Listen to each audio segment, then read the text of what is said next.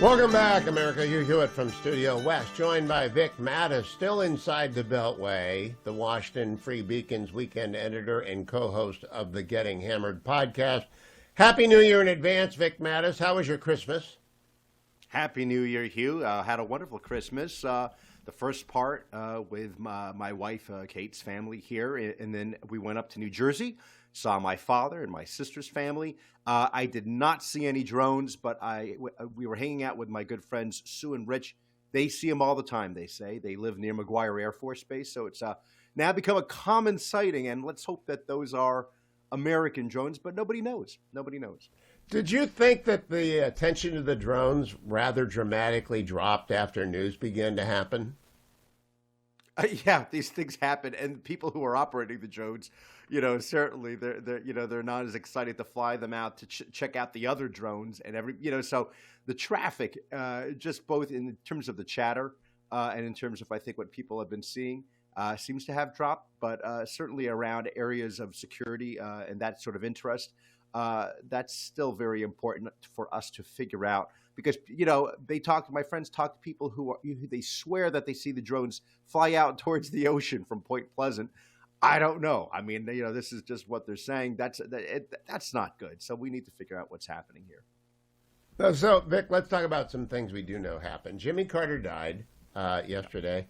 I don't know where you were. I spent the first half of that horrible presidency in college, the second half with Richard Nixon in his exile at San Clemente, watching it unfold. And so I have Nixon's running commentary on Carter in my head. Where were you? And you're younger than I am by a lot. You were probably in grade school when Jimmy Carter was president. Do you have any recollections of those years at all? That's a good question, Hugh, and a good point. Thank you for not saying that I was in college at the time. No, I was. Yeah, thank you. I was in first grade, and I watched a lot of news as a kid, and so the TV was always on. I watched talk shows. I was weird that way. But one of the things I remember is there was a constant talk at the time of inflation, long gas lines, and then the Iranian hostage crisis. And I think every day, and I watch TV about every day, it was always about the Iranian hostage crisis. And then there was a brief moment where I remember hearing about Anwar Sadat. But largely, those are the three things that I associated with Jimmy Carter. And so we were very excited. Our house is very excited about the 1980 election. I know my parents were talking about Reagan. And I remember the next day going to school and poking fun at an older girl when I asked if she voted for Reagan or Carter, and she voted for some guy named John Anderson. And I thought, oh my goodness, that's a blast from the past. He was a third party ticket. He really was. When we go back to the specifics of the Carter presidency, Vic, now that you study him as an adult, I up until Joe Biden's years, I thought that Jimmy Carter's presidency was the worst of modern presidents, not as bad as James Buchanan, who led to the breakup of the United States. And we probably had an inevitability of civil war over slavery built into the system. So I'm not even sure I'm going to blame Buchanan for that. But in modern times, there was just nobody as bad as Jimmy Carter. And it was a long 4 years, but not as long as these 4 years. And we still have, 22 days to go? I cannot wait to get to Donald Trump. How about you? Yeah. When you look at the two 4-year terms of these two Democratic presidents, you're right. I mean, it was no question for the longest time. Anytime anybody referred to Jimmy Carter, it was as the worst president we've had in modern times. And certainly back then, there was many reasons to believe that. I mean, you had the bungling of the Iranian hostage situation and his support for the Shah or lack of support for the Shah. And then you had the economic policies as well.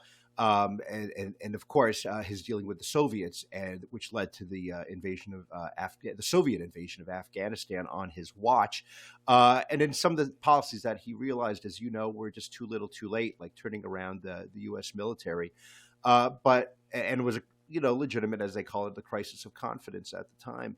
But we have a crisis of confidence now, Hugh, and it's coming from within the White House, from a president who Jimmy Carter was very well-meaning.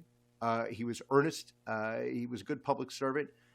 There are a lot of questions about Joe Biden, things and revelations that are coming up now, certainly about his enriching himself or allegations of his enriching himself, his knowledge of his son Hunter Biden's dealings with the Chinese, and of course, just his mental well-being. Uh, these are problems now that are worse than they were when Jimmy Carter was our president. So you're right, and there's only a few more weeks to go. Even everything from the pardons that President Biden has been allowing to go on, just a very disturbing situation. And Yeah. they can't. January 20 can't come soon enough. I want to read to you what the spin is going to be on the Biden presidency. But first, I do want to note for the record that when Jimmy Carter lost, he dutifully supported Ronald Reagan in everything he asked him. For example, Reagan asked Jimmy Carter to go with Richard Nixon to the funeral of the Shah in Egypt that Anwar Sadat hosted for the exiled Shah, and Jimmy Carter and the former President Nixon went, and they put aside their differences. We're not going to get anything out of Joe Biden. We're not going to get even... Jimmy Carter was really anti-Israel in his retirement, but we're not going to get anything out of Joe Biden. Now, here is Jake Sullivan. Now, Jake has been proven to be the biggest disappointment of this. I don't know him. My friend Robert O'Brien knows him well, thought very well of him coming in because he is a very smart guy. But he was interviewed on Friday of last week, and the Washington Post dutifully acted as stenographer for how they're going to spin this presidency. Jake Sullivan said, quote, "The president has been operating on a time horizon measured in decades, while the political cycle is measured in 4 years." Sullivan added that his accomplishments will take a long time to bear fruit. Quote, "How to govern at this moment to set the U.S. up for long-term success has one answer. How to govern to deal with midterm and presidential elections, the very short term, might have a different answer. The president went with doing things that really put America in a strong position." All right, I have lots to think and say about that, Vic, but you get to go first. Okay, bear with me here, Hugh. My first thought is, he's basically saying we won't know for another 100 years. So, let's just assume that it's all going to go well. Unfortunately, I won't be able to tell you that you might be right or wrong. The first thing that I thought about when I heard this line from Jake Sullivan was a line from the movie In the Line of Fire, the movie with Clint Eastwood, and John Malkovich plays the assassin.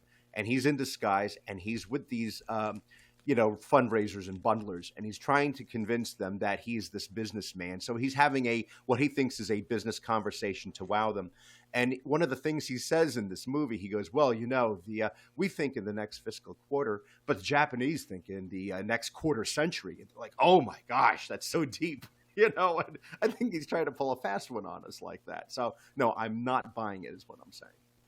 Yeah, the Nixon quote was, "Americans think in decades. The Russians think in generations, and the Chinese think in centuries." And Nixon was right. But what Jake Sullivan is doing here is, I don't have anything to point to as an accomplishment. So I'm just telling you, it'll take years to find out. Maybe we have a super duper secret weapon that we haven't unveiled yet. What do you think, Vic? Could that be it? Yeah. We've revolutionized cyber warfare, but we can't tell anyone. Again, we'll only know in 100 years from now. No, don't hold your breath, Hugh, on that one, because if you think about everything that's happening around the world, remember Jake Sullivan, of course, famously said that it was on their watch that the Middle East it's never been as peaceful as it had been, and that was in the fall of 2023. So, they can't point to anything.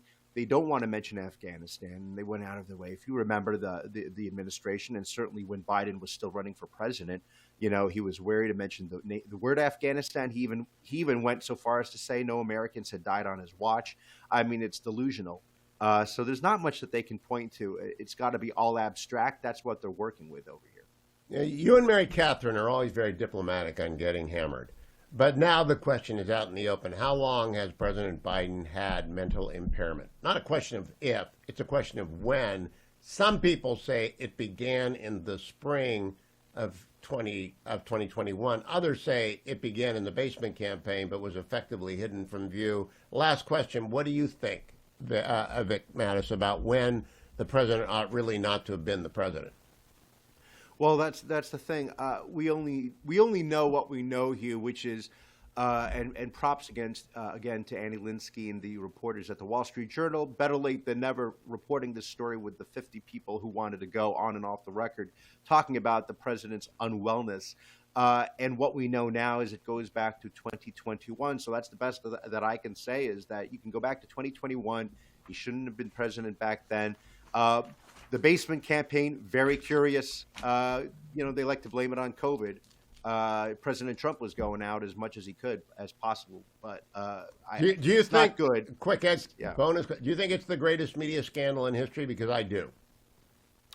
Yeah, it's pretty big. It's bigger than the PolitiFact lie of the year, which had to do with Springfield, Ohio, and the eating of dogs and cats. I'll tell you that much. Yeah, well said. Vic Matus, always a pleasure. Looking forward to my Getting Hammered podcast, non-drinking edition, because I don't drink. But I'm looking forward to this week, Vic. So you and MKH, Happy New Year to you. Thank you. Happy New Year, Hugh.